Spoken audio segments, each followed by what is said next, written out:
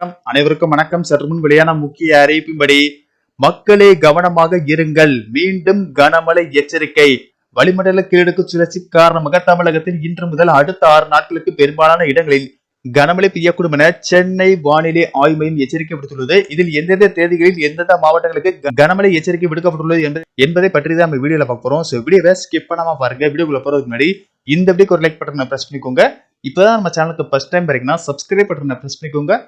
கூடவே bell icon பட்டனையும் press பண்ணிக்கோங்க. வாங்க வீடியோக்குள்ள போகலாம்.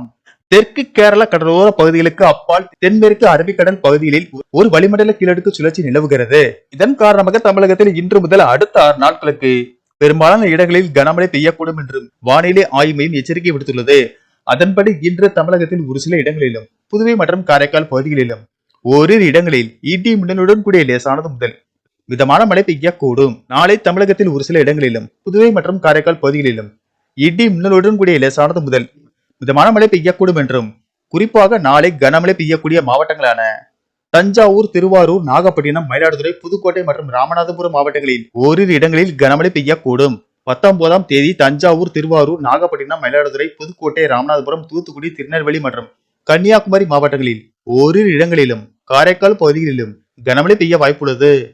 மேலும் வருகிற 21ஆம் தேதி வரை தமிழகம், புதுவை மற்றும் காரைக்கால் பகுதிகளில் பெரும்பாலான இடங்களில் லேசானது முதல் மிதமான மழை பெய்யக்கூடும்.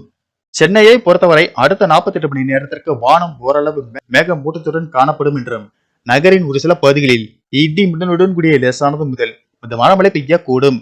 காலை வேளையில் லேசான பனிமூட்டம் காணப்படும்.